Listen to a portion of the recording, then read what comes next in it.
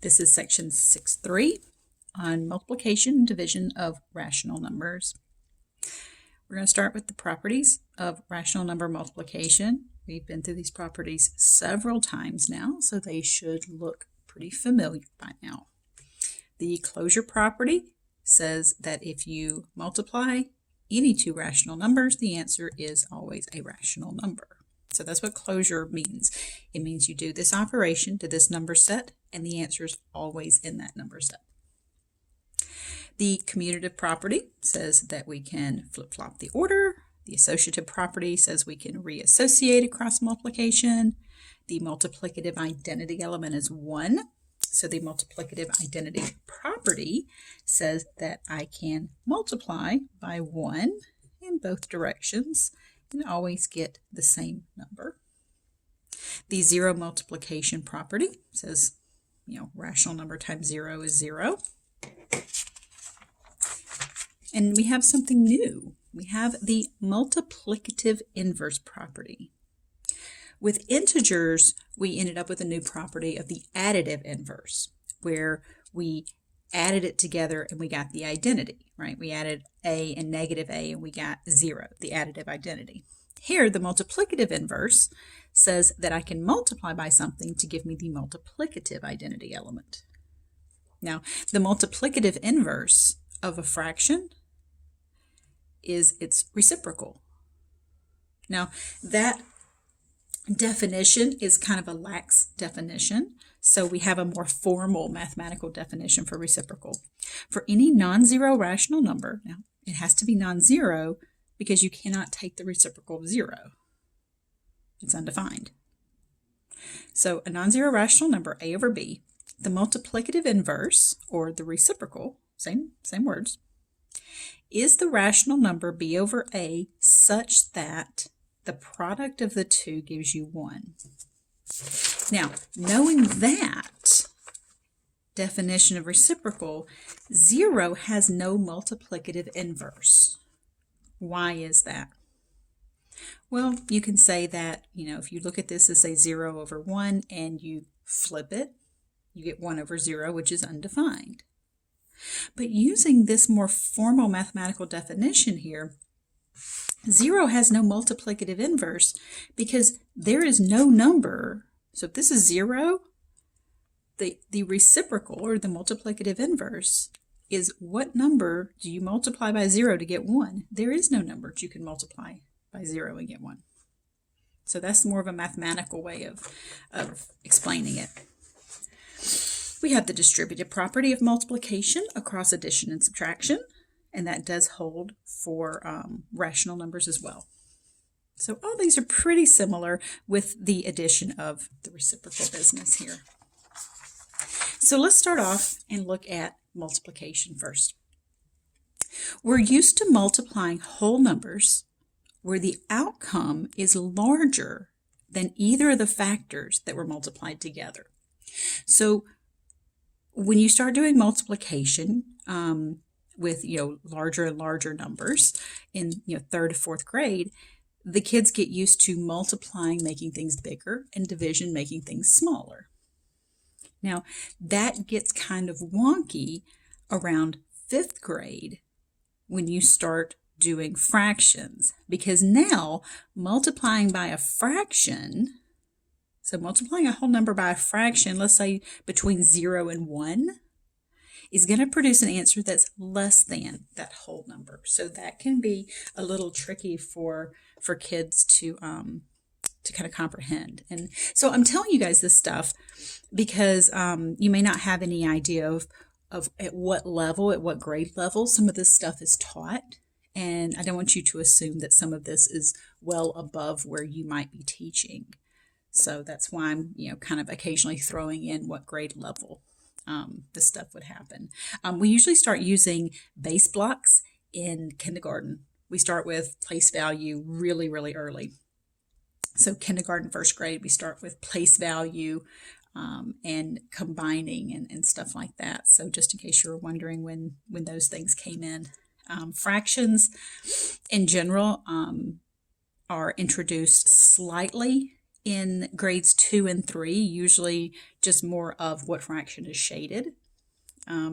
They start working with fractions in 4th grade.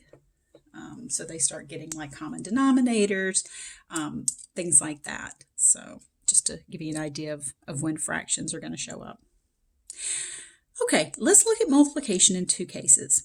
Case 1, a whole number times a rational number.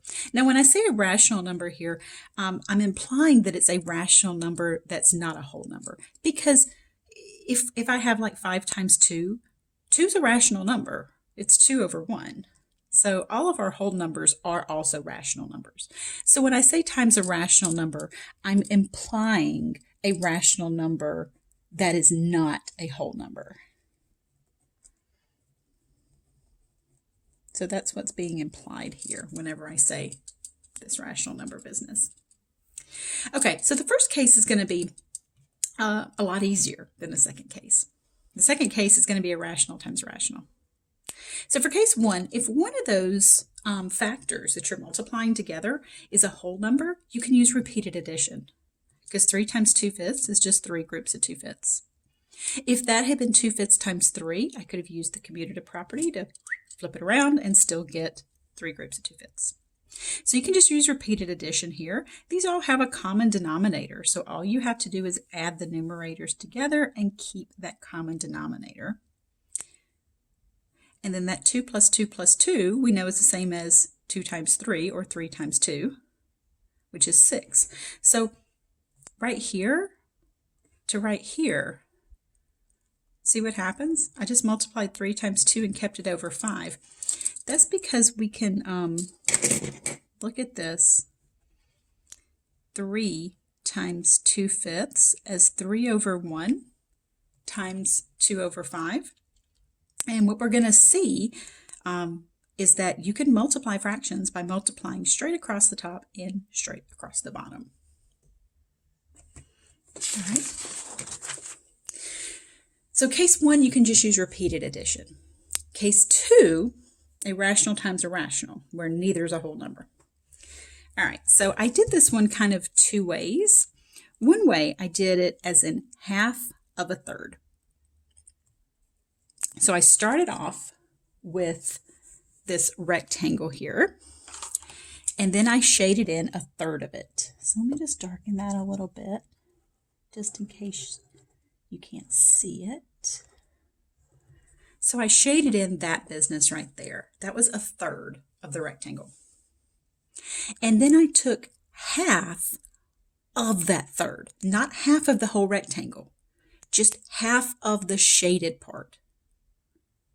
So I went through there and see how that's in blue, and I cut that in half and shaded half of the shaded area. Now by cutting that in half, my rectangle is now cut into 1, 2, 3, 4, 5, 6 equal pieces, one of which is shaded. So I get that a half times a third is a sixth. Notice also 1 times 1 is 1, 2 times 3 is 6, but we want to show where that comes from. You know, you don't want to just mindlessly do it. This way, though, isn't always nice. I chose this way because half and a third are really nice kind of fractions to work with. So here's another way of doing it. And this way is the way that I'm going to prefer for messier rational numbers here. A half times a third. Using this area model, I've got my rectangle. And knowing that the area is length times width, I subdivided it into 3 columns because of that 3, and 2 rows because of that 2. So I did 3 columns and I did 2 rows. Now if I did 2 columns, 3 rows, same thing because of the commutative property. Now I looked for the intersection or the overlap of 1/3 and 1/2. 1/3 would be one column out of the 3. So here's 1/3 right here, this whole column. 1/2 would be one row out of the 2. So this is my 1/2. And their overlap between this column and this row is this region right here, which, similar to up here, how this one turned out, is 1 out of 6. Now, to multiply fractions, we don't need a common denominator. You know, we just went through adding and subtracting where we had to get a common denominator. You don't need that. Now, think about it this way. If you were to take half of 6, if you're taking half of 6 feet, you can do that. The units don't have to be the same because this doesn't have units to it. You're just taking half of some units, and it's going to be this unit. So you don't need these to be the same. Whereas if you were taking a half of a foot and adding it to 6 feet, those would need to be both feet. But if you're just taking a fraction of something, you don't need those units to be the same. Okay, so what we're going to do is draw some area models for these. Now, I went through and I did the first one. So we know from this multiplication here, we got 3 times 2 is 6, 4 times 3 is 12. Here's the area model that goes along with that. So I drew a rectangle and I had 3 columns, 4 rows. It doesn't matter which one's your rows and which one's your columns as long as the denominators tell you the rows and columns.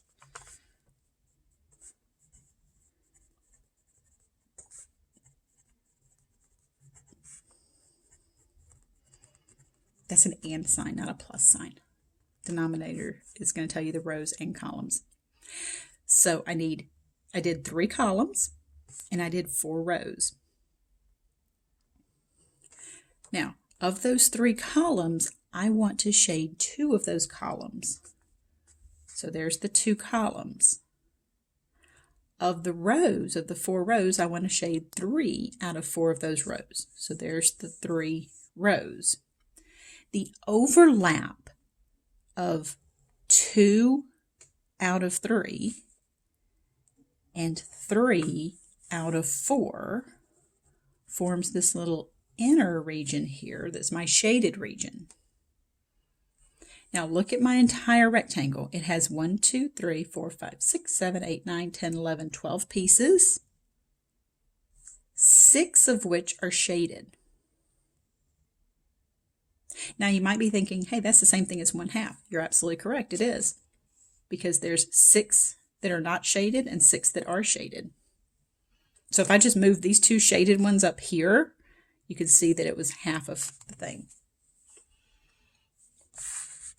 All right, so I've got you started with the shape for the next one. So I want you to figure out the intersection. So figure out, what your shaded region is going to be for 3/5 and 1/2. So pause the video and see if you can shade the correct region for that one. Okay, so you can see I did 2 columns. So half would be 1 out of the 2 columns. So this region right there is my 1/2. I have 5 rows and I want to shade 3 of them. So 1, 2, 3. So there's my 3 out of 5. So I'm going to shade those 3 boxes. That is 3 boxes out of a total of 10. So what you can see is the shaded area is its own rectangle, and that rectangle is a 3 by 1. The entire whole, so this is your part, right? The shaded part is a 3 by 1 rectangle. The bigger whole, the total, is a 5 by 2 rectangle. So it's your part shaded out of your total. Up here, the shaded rectangle here is a 3 by 2. See, 3 by 2 rectangle, and that's part of a 4 by 3 total, or 4 by 3 whole, W-H-O-L-E. All right, so pause the video and let's draw the rectangle that we're going to need to model 3/2 times 1/4.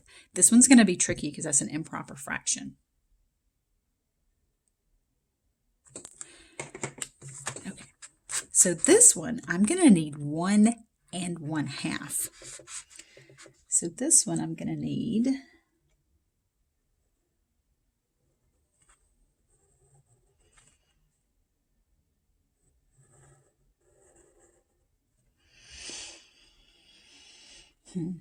separate those enough that you can tell they're separated. Okay, and those need to be the same size.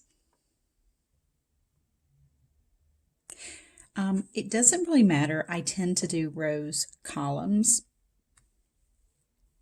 So this time the way I have them drawn side by side, because I didn't leave myself top and bottom, my 2 is going to be my columns. And my 4 is going to be my rows. Just because I didn't leave myself enough room to draw them top and bottom here. But here I did rows, columns, row, column. We know by the commutative property that it's okay to reverse that. And then my 4ths, I'm going to have 4 rows in each one of these. Now the reason I needed 2 rectangles was because this is 1 1/2. So 3/2, here's 1/2, here's the 2nd half, here's the 3rd half. So 3/2 is all of that. 1/4 would be right here, 1 out of 4 rows. So I would shade that. Now when I multiply this out, we know that you get 3 times 1 over 2 times 4, so it's 3/8. Well, yeah, each one of these pieces, this is a whole, this is a whole. So each one of these shaded pieces is an 1/8. 1, 2, 3, 4, 5, 6, 7, 8. 1, 2, 3, 4, 5, 6, 7, 8. So I have 3/8 that are shaded. Okay. Now, see if you can follow my lead from this one to do this one. Now, these are both improper fractions. So we're going to need 2 rectangles going across, and we're going to need 2 going down. And that one's going to be the most challenging one here. All right, so I'm going to have to draw this kind of small because I thought I left myself enough room, but maybe I didn't. All right, let's see here.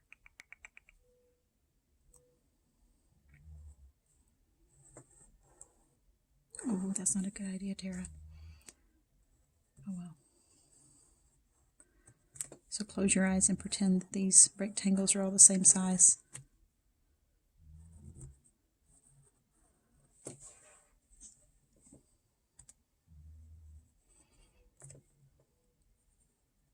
Yeah, just pretend all 4 of those are the same size, and you like squint and tilt your head or something. Okay, so 3/2 and 5/4. So that's 1 1/4, and that's 1 1/2. There we go. So I need to split these into 4ths and halves. So one direction is going to need to be 4ths, one direction is going to need to be halves. So I'm going to need, again, the rows and columns business here. So how about I do the 3/2 again going this way, just because I just did it that way. So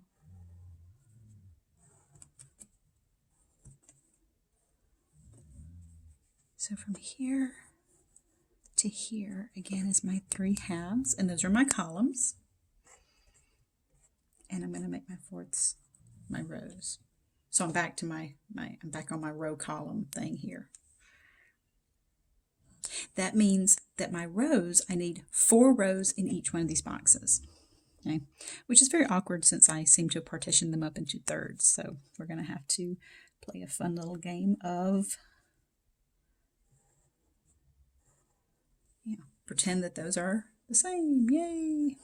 Oh, you know what? That'd probably be easier if I did that. Split in half and then half again. Don't mind me, just chatting it up with myself over here. Just hanging out in here by myself, just, well, just me and the snoring dog. I don't know if you can hear her. My little beagle is over there snoring away pretty loudly.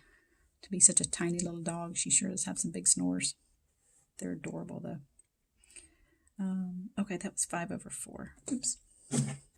Yeah, I'm just anal enough to want to fix that. Okay. So I split each one of these into 2 columns and 4 rows. Now you might wonder, okay, so you're saying, okay, I got to have these 2 because of this. And then these 2 because, 1 and the fourth of another one. So what's this clown doing over here? He just kind of strolled in, right, to the family picture. No, we're going to need that because we're going to need to make this rectangle. This rectangle that goes 1.5 over. So you can already tell what the answer is going to be, right? It's going to be 15/8. All right, well, each one of these is an eighth, right? Each one of these is an eighth. Each one of these is an eighth. Each one of these is an eighth, because each one of these is their own individual whole. All right, so let's start shading the 3/2 business. So we're going to go 3/2 across and down here to the 5/4 mark. So see, I went 3/2 across, and then I need to go down 5/4. Now look, if this guy's not here, I end up with 1, 2, 3, 4, 5, 6, 7, 8, 9, 10, 11, 12, 13, 14. Where's 15? It's because of this right here. Because this rectangle is incomplete without this one. So here's my shaded rectangle. Again, I'm using an area model for both the shaded and the total, the part and the whole. So this one is my 3/2 by 5/4. So I need 5 of these rows and 3 of those columns, and I need that rectangle to get that 5/3. And then each one of these holes is split into 4/2. So each one of these holes is the 8 here. Now notice if you change this to a mixed number, that would be 1 7/8. Well, look, 1 hole and 1, 2, 3, 4, 5, 6, 7 eighths. Pretty cool, huh? So this is a pretty good visual to help explain this process.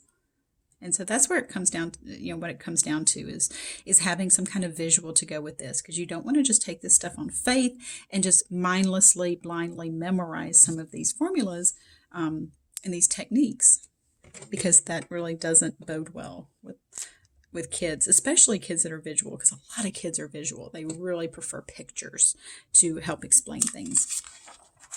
Okay, so from these models, we get this multiplication kind of algorithm that we can multiply fractions by multiplying straight across the top and straight across the bottom. No common denominator needed.